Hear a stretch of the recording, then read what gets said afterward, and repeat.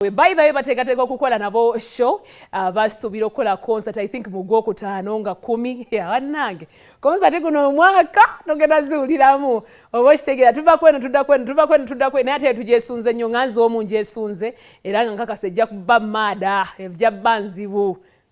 B2C live in a concert 2024. Hey, mwangu mulete obulango mwa B2C. Mwangu mulete obulango tandikirewo ekintu kineno. Bwete bwetuyingidde olunaku olwaliro nkwebaza gwe natwekumiddeko. Twetegekera olunaku olw'enkya because tomorrow is Valentine's Day. Enkya Valentine oteeseteese ki omwagalwa wo omutegekedde ki gwe kennyini weetegekeddeyo kaki weewadde ku birabo otegese by'oneetonera kwaba mukimanyi bulungi nnyo nti namba esinga ey'abantu ebirabo babyewa just to keep up.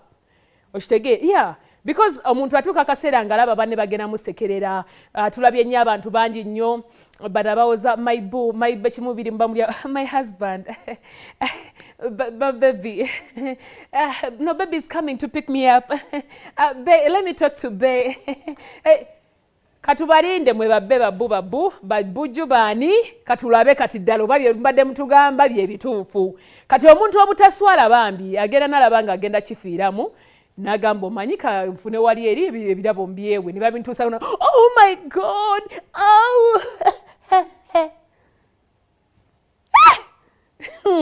temuna nti mukitenda bazanyi kuzanya naye nammwe firimu muzizannyayo gye mubeereeyo muzanya firimu mulutenda kuzanya naye muzanya firimu bannange ez'abaagalana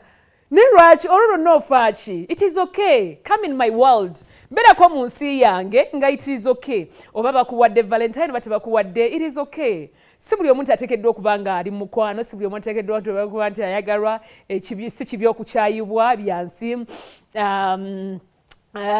oba osaba Katonda okuwa omuntu ebintu bwe bityo so don't keep up with what people will say with what people will think no be yourself beera gwe kikulu nnyo ne kati muli emubuguta oli awo woninga omwana w'abendi bebi essimu ze ne zimala zivaako enkya era bebi mukikola mutya why do you force it abaana temubakaka mukwano abaana bafe ab'obulezi mugenda bakozesa ensobi mubaleke let them be ulira Valentine yankya anyways mu byonna mubikole naye tuyinawo ekipya bane tuyinawo ekipya kino ekirango kyanjawulo kipya ninawo ekipya